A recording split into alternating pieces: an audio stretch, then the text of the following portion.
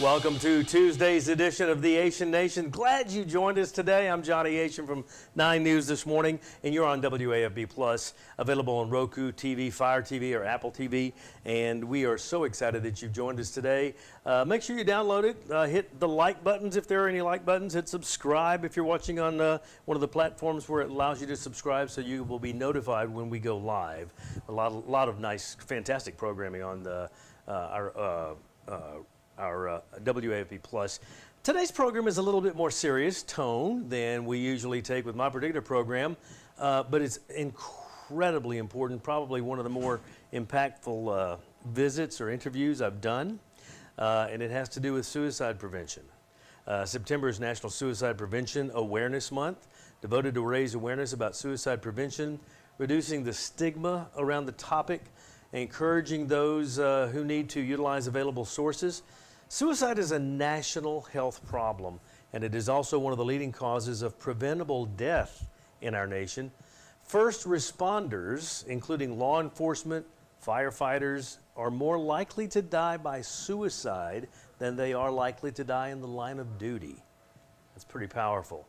And then they put the coronavirus pandemic on top of it. That's putting first responders and healthcare workers at even a higher risk for mental health problems, as they are at the front line providing care to others and keeping our community safe during the coronavirus pandemic that is leading to all sorts of issues that I know all too well: anxiety and depression and post-traumatic stress disorder, PTSD, and ultimately suicides.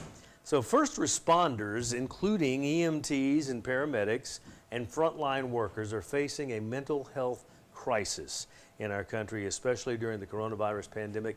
Their mental health has taken a toll. First responders and frontline workers may develop PTSD and symptoms similar to military veterans. Some first responders and frontline workers and veterans struggle with anxiety and depression and PTSD and may even contemplate suicide. There are suicide prevention resources available and support available for first responders and frontline workers, veterans, and their families.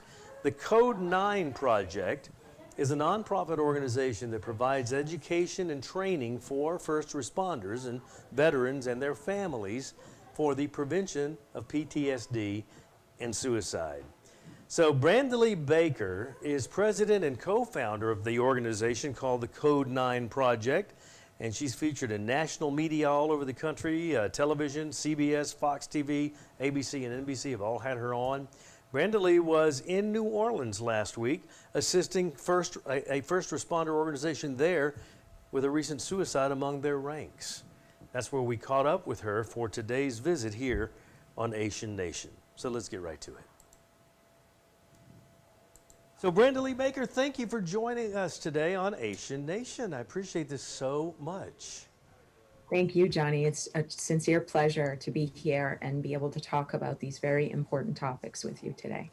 Suicides are so uncomfortable to talk about, and I'm glad that organizations like yours, the Code 9 Project, are bringing this to the forefront so that we can talk about it, we can remove the stigma, understand it to a degree, if at all we can sometimes understand.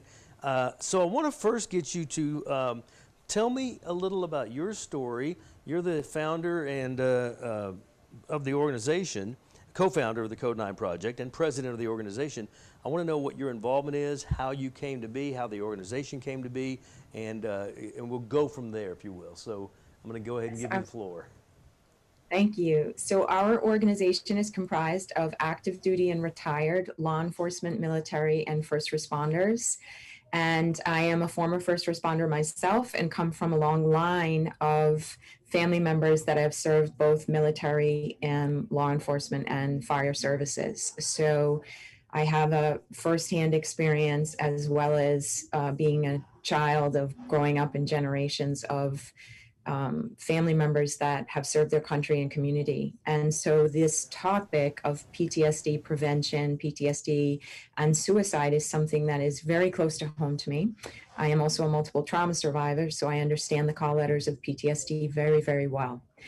The passion I have for assisting in restoring and sustaining the quality of life of those who serve their country and communities is something that is extremely important to myself and all our team members in our organization, because we understand what losing our quality of life to serve feels like, and the stigma around this type of injury, post-traumatic stress, and it's an absolute result of service.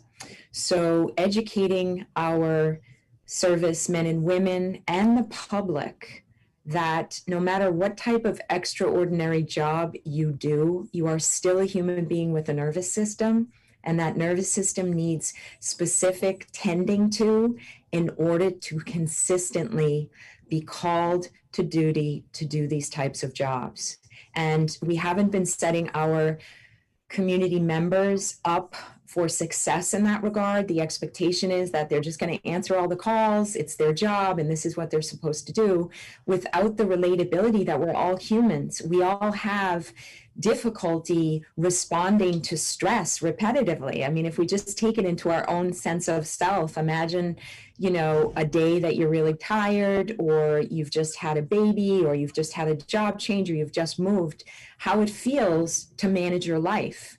Now compile responding to emergencies or defending your nation every day on top of all of that. And then it helps our community members become a little bit more relatable to how important talking about mental health and resiliency and suicide prevention and PTSD prevention is in our first responder, law enforcement, and military communities. Well, you don't know anything about me, but in this particular market, we're in the Baton Rouge market, and as we discuss things today, you're in New Orleans, and we'll find out why, but you're not, that's not where you live. But I have an anxiety disorder. It is not from a traumatic event. It was diagnosed a general anxiety disorder at 14 years old, and it's gotten progressively worse as I've gotten older. I am very carefully and comfortably able to manage it, but not without challenges, sometimes every day, sometimes 2 or 3 times a week, but it's always a challenge. So mine's not really PTSD. Mine is more of an ongoing anxiety disorder, but PTSD, post-traumatic stress disorder, correct? That is not restricted to people that were in the military or first responders.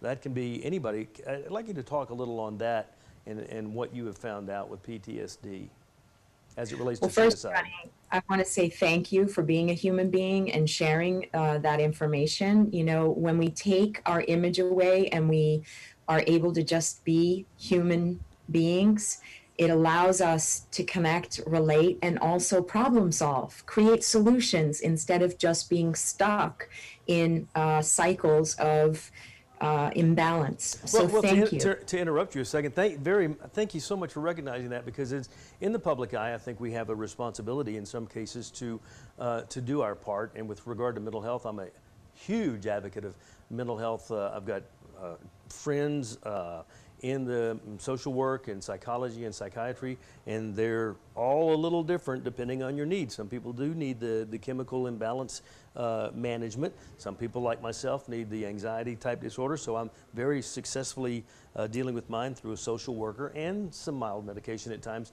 But I'm trying to help take the stigma away from going to a social worker or going to a psychologist or a psychiatrist, because this is it's healthy to do that and unhealthy not to do that. And my friend never sought help. We were talking off air. It'll be 2 years next in November, where I lost a very, very dear friend to suicide. He left behind a wife and 3 preteen kids and no note. He was in the military. He was in the Navy for 2 terms.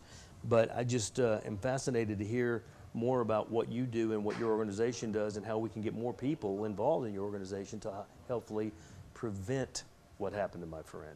So thank you for recognizing that with myself. I'm definitely very open to talk about my situation, but it's nothing like what a lot of people are dealing with at all. Thanks, Johnny. Yeah, you know, suicide is not, it doesn't have, it's not about one type of person. It really is about pain. And mental health in general isn't about a specific type of person. It's not, it doesn't segregate. It's about our nervous systems and how we respond to our environments. And life in general is challenging. And when we have stress careers like the military, like the news, Johnny, that's also a stressful career. So when we have these types of jobs that are highly stressful, we are absorbing, our senses are absorbing a lot of overload. And if we're not normalizing the need for support in whatever capacity, because it isn't a one-stop shop, you know, the bridge that we provide in the military, law enforcement, and first responder communities is access to peer support, access to counseling, access to crisis intervention in many forms, because each individual is going to respond or to connect to a specific type of help differently than another. And normalizing the discussion like we are doing today, and I'm so grateful for this opportunity, thank you, is part of that. It's helping everyone understand that it doesn't matter what type of job you do, you're still a human being, and your environments absolutely infect your nervous system. So if we have these jobs that we are asking, you know, we call on our law enforcement and our first responders in our darkest hour. And that darkest hour absolutely impacts us. That's one snapshot of hundreds of snapshots of darkest hours that our military and first responders are responding to. So their cup is filling up and overflowing at a rate that many of us just don't have the capacity, unless we have conversations like this, to relate to. And this type of saturation is what leads to an overload of pain. People don't want to end their lives. They want to end the pain that they are feeling, the pressure and pain, the overwhelm. And that's an important thing to understand. And suicide leaves an indelible question mark on the hearts of those that are left behind. It is a different type of loss. It's an extraordinary type of loss. So we are here in New Orleans responding as a critical incident team to a police department that did the right thing.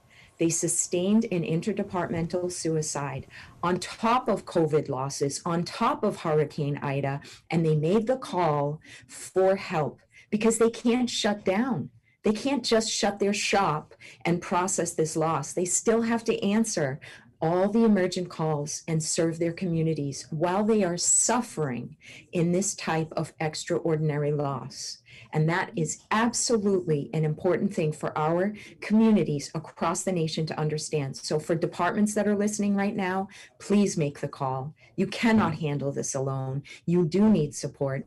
And for the public, how you can help, supporting organizations like ours, because without their support, we can't deploy, we can't answer the calls, get on airplanes, be able to leave our families and go and do the type of support and resource that we need. So it's critical that we as a community, like you and I are doing right now, come together and have these types of conversations to educate and also provide the resources so that we can go out and do the trainings to prevent PTSD and suicide from happening in our communities. So you were called by a New Orleans law enforcement agency, and after interviewing them on the phone, you decided to fly down. Who expenses this, and how can we help support this type? So you're gonna be in New Orleans for how long? Do you stay at a facility? And I'm assuming you deal with not only the co-workers of this person who lost their life to suicide, but also maybe their families are invited into your meetings as well, or how does this work?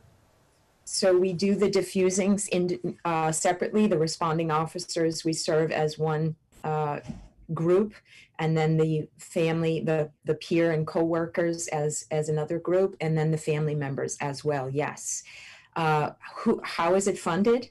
By donations. We are a national nonprofit. It is all donation based. Suicide isn't a glamorous thing, so we rely on these types of awareness interviews to help the communities understand that your donations afford us the ability to provide our nationally accredited trainings, stress education trainings to departments, and for our emergency response teams to rapidly deploy in situations like this. Suicides happen, they do happen, and departments need support. And without your support, we can't do that. So the Code 9 project is specifically for organizations you would not go to, for instance, my friend's family in the North Shore and counsel them. This is more targeted toward group formal organizations that might have experienced suicide within their organization. Is that right? That is correct.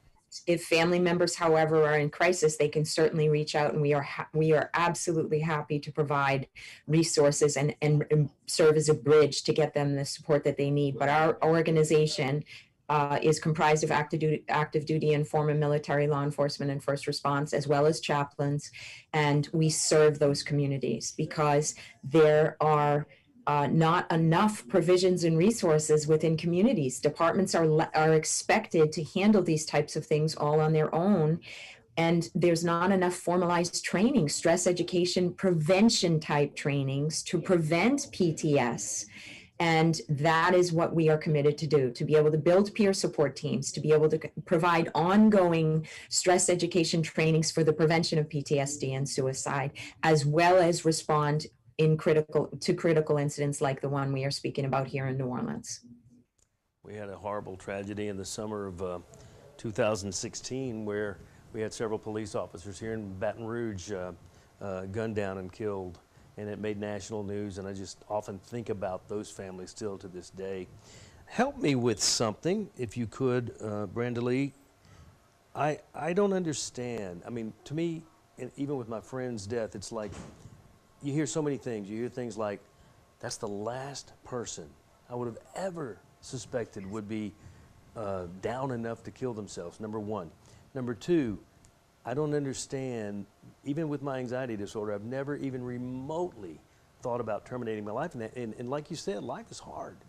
But so I've always thought suicide, I just thought that was a selfish act because of what it does to the people that live. And it's hard for me to have sympathy for people, and I need help with that because I don't know what I don't know about what leads someone to that point to put a gun in your mouth when our inherently in all of us we have an inherent ground roots desire to survive, and to actually turn a gun on yourself and kill yourself. I don't understand that, and I don't understand why. I mean, like for instance, I look at suicide with my friend as a permanent solution to what I've considered to be a temporary problem. But am I oversimplifying it? And how can I become more sympathetic in the proper way? You know, I don't want to encourage people to take their life, but I definitely don't want to sit here and feel angry at the people who have killed themselves. You know, that's kind of selfish on my part, and I'm accusing them of being selfish on their part for what they did to us that stayed behind. I don't even know where to go with the conversation because that's just, it's sounding like I'm going all over the place, but I think you get the gist of what I'd like you to comment and visit with me. I do understand what you're saying. So it's, again, it's about pain. We can all relate to pain. It's not about life and the ending of life. It's about the overwhelm. A person's nervous system gets so overwhelmed, they're not thinking clearly. They're consumed in their pain and distracted by their pain. They're overwhelmed by their pain. They're seeing life, feeling life, hearing life, and experiencing, meaning the tactile sensations that we experience in pain. And we can all relate to pain. What are the signs? I mean, I didn't see any sign. His wife didn't see any sign. I imagine she might have been, she was obviously a lot closer to him than I was, and might have seen some subtle things. Subtle things. Are there things that jump out that are kind of standard from suicide to suicide or common from suicide to suicide that you can go, that might need to be checked into or looked into? What do we look for to prevent that? The commonality is the pain factor. As far as signs and symptoms, it's different in everyone. But here's the reality. When you see slight behavioral changes in someone, or big behavioral changes, or physical changes, or emotional changes, oftentimes we dismiss them, or we say things like, "Oh, they're okay," or they were always so happy. They were always so happy. I don't understand. Always so happy is sometimes putting on a front, and behind that is tremendous amount of pain. So I just want to reference something that you connected to really well, Johnny, and it's, again, thank you for being so open in this discussion. We're a judging society. We function out of fear a lot. We present images, right? Our images, we have to have it together. The pressure for our first responders, our law enforcement, and our military to be strong and have it together. Do you know how much pressure that is when your nervous system is overwhelmed? So they're putting up a front oftentimes. They are putting on those faces of they have it all together, or they're always positive, and behind it is an enormous amount of pain. So rather than us judging one another and saying it's a selfish act, let's try to understand how a person can get so far consumed into their pain response, and do that by relating to the pressures we put on ourselves and each other with image, with judgments, and how those create such barriers and obstacles to be able to have conversations openly like the one we're having right now. I just keep saying thank you to Johnny, to you, because this type of interaction that you and I are having right now, I mean, we have to be honest, it isn't the norm.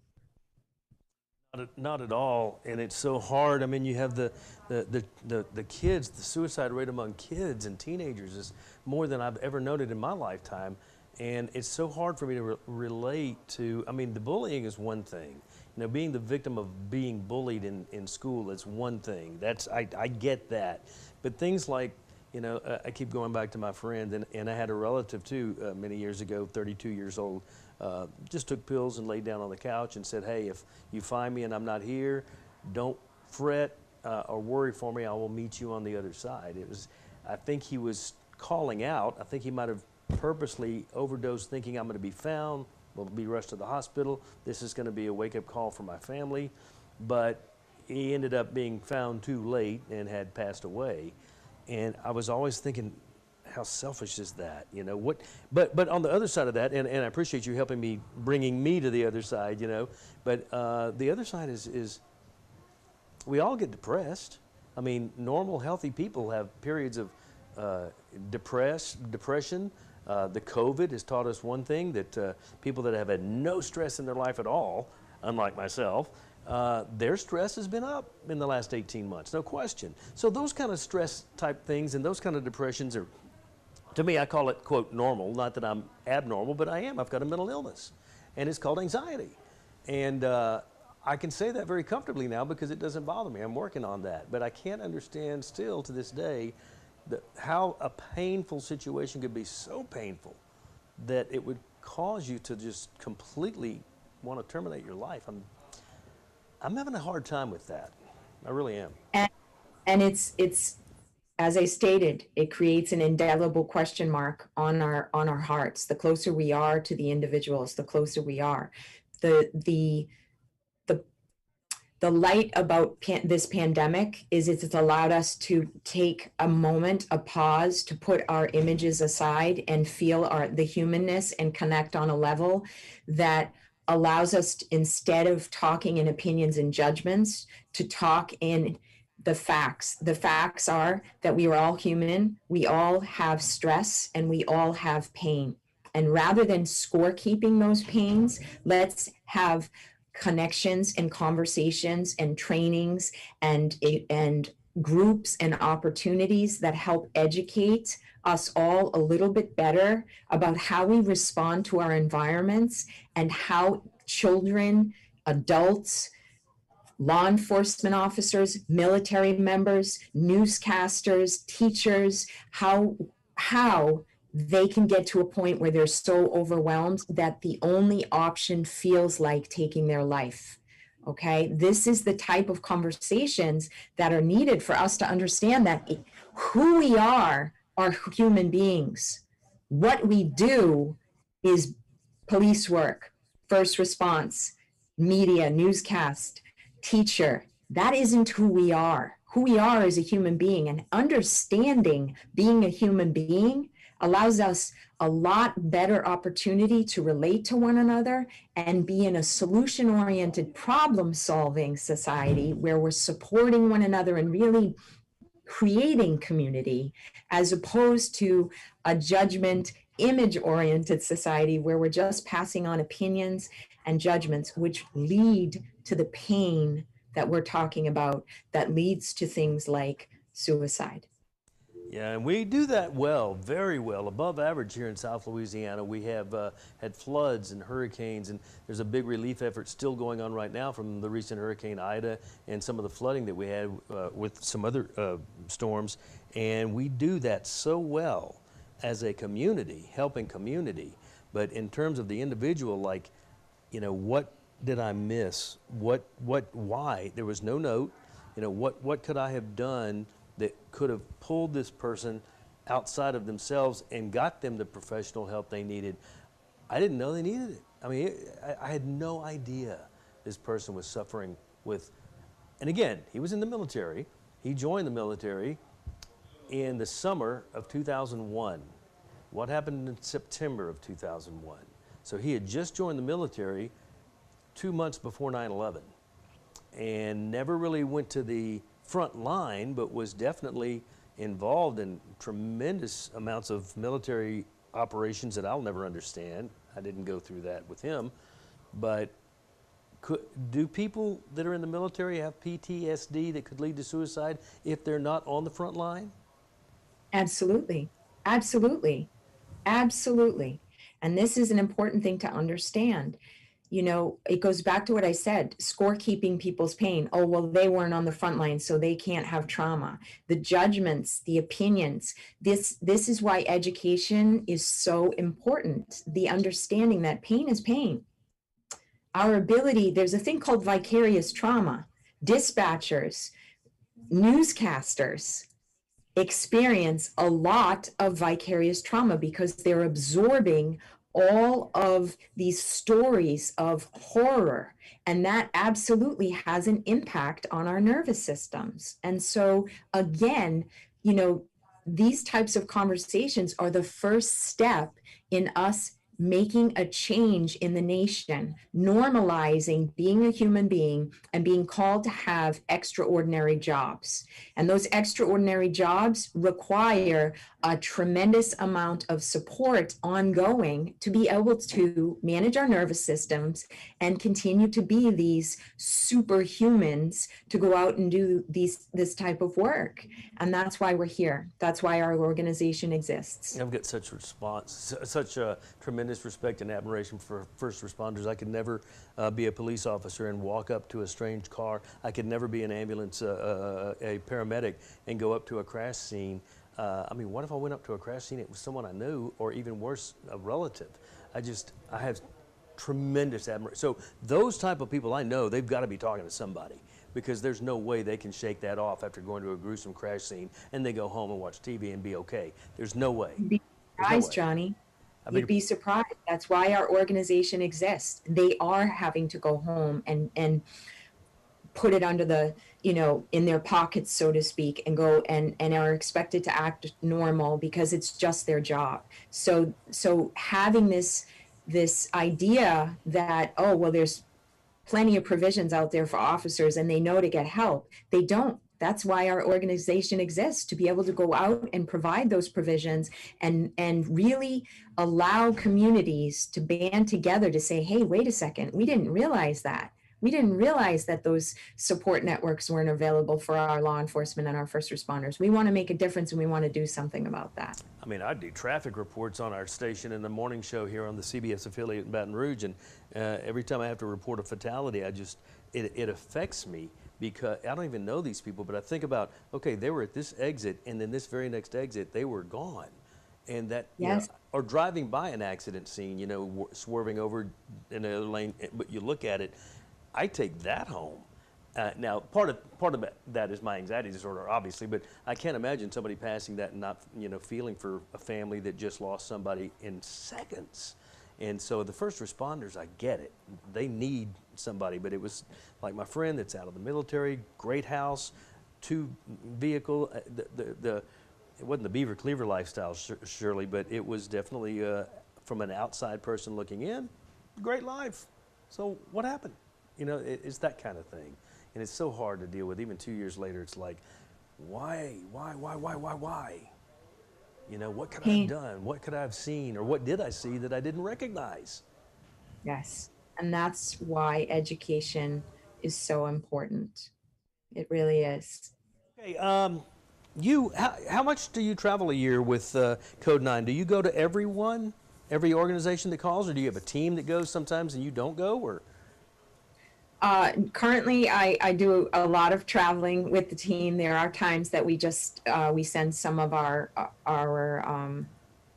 peer support officers out on their own.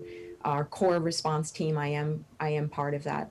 But as we grow, our goal is to continue to have Code 9 affiliates trained all over the nation, so that we are not a solicitous organization. Right. We go where we are called. Brenda Lee, where are you based out of? New York. Okay, New York City. Yes. Wow. Now you're not going to be able to see these pictures, but I don't want to get you off the phone, get you off the Zoom visit today without showing some of these pictures. These are you in different situations where you have gone and been called to help?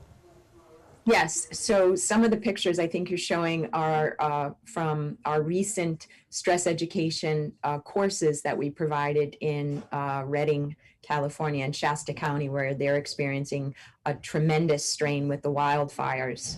So we have multiple branches of our organization. We offer stress education. They're called SHARE, stress self-help and responsive education courses for the prevention of PTSD and suicide.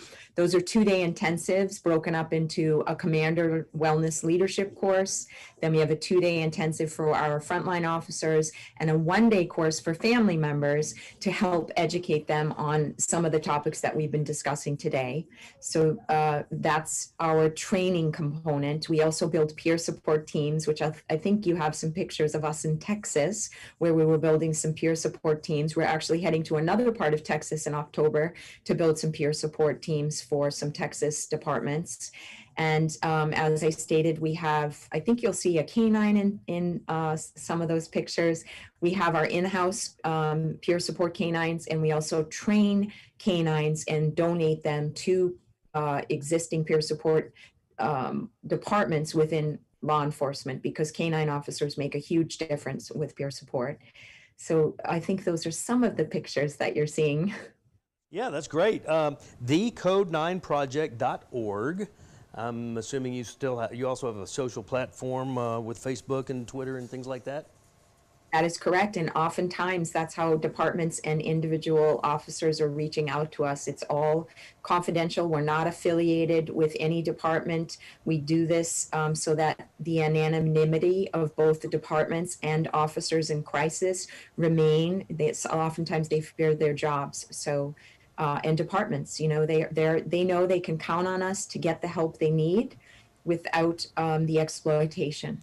We need to bang pots and pan lids together and make so much noise about your organization. This organization is incredible, and I knew nothing about it until I got a few flyers and just random in my email inbox. And I read everything that comes in. Of course, 99% of that's trash, but then you get across one of these, the Code 9 Project, national nonprofit organization providing education and training for first responders, veterans, their families for the prevention of PTSD and suicide.